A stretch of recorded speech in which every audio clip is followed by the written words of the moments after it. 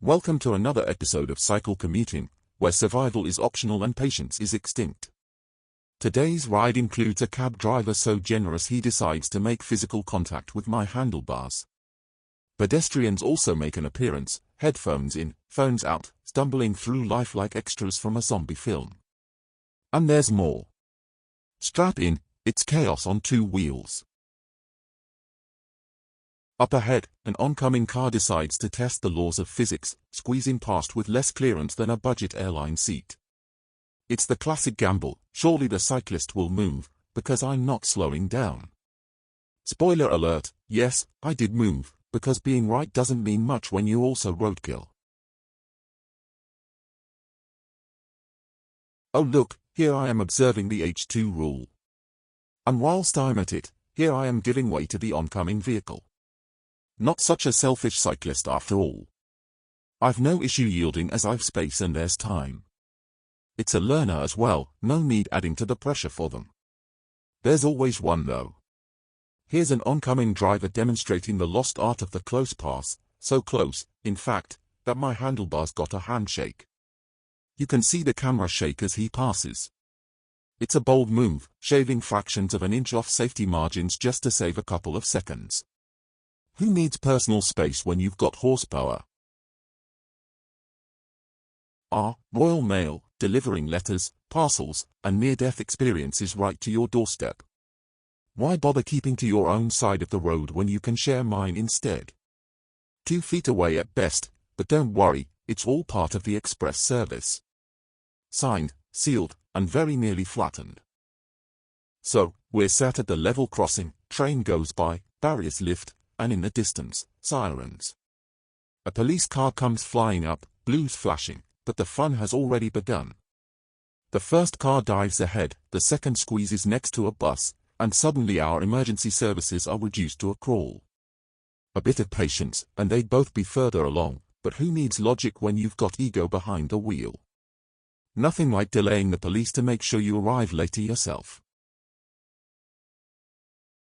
Here's a driver with a radical new theory: corners are optional.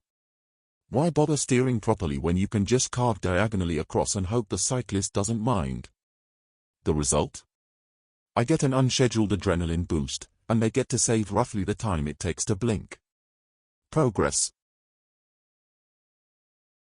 Here we have a driver redefining geometry. Why take a corner properly when you can slice across into the path of a cyclist?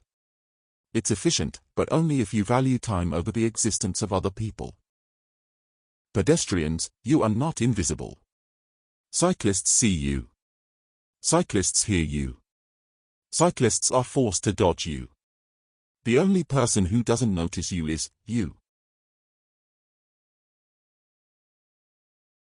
Apparently, the cycle lane doubles as a pavement upgrade, premium real estate for pedestrians who'd rather not use the one provided.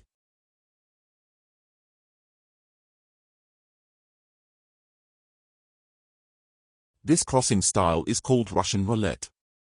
Step out without looking, hope the cyclist brakes, slow down and pretend it was all part of the plan. It's a thrilling game for them, and a heart attack simulator for me. Nobody wins, but at least one of us swears loudly. This is a public service announcement: cycle lanes are designed for bicycles, not pedestrians testing their wandering skills. If you insist on using one, please enjoy the added feature of startled shouting, ringing bells, and near misses you'll pretend never happened. Here we see someone so invested in their phone they've forgotten the inconvenient fact of other people existing. They've claimed the cycle lane as their personal reading room.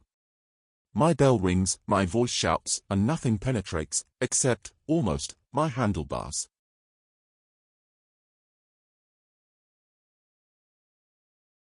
Crossing without looking, the ultimate trust exercise. Except I never signed up for it. They step out, eyes glued to their screen, expecting me to stop on a dime while they rehearse for the Darwin Awards.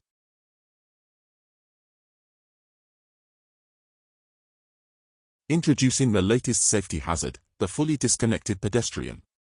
Headphones in, eyes on the phone, brain on airplane mode. They don't hear bells, they don't hear shouts, and they definitely don't see bicycles. Approach with caution, brakes may be required. Finally, here we see a textbook example of considerate parking. Why waste time using an actual parking bay when the cycle lane and footpath are just sitting there, begging to be blocked? And right on a pedestrian crossing. Truly, a masterclass in community spirit.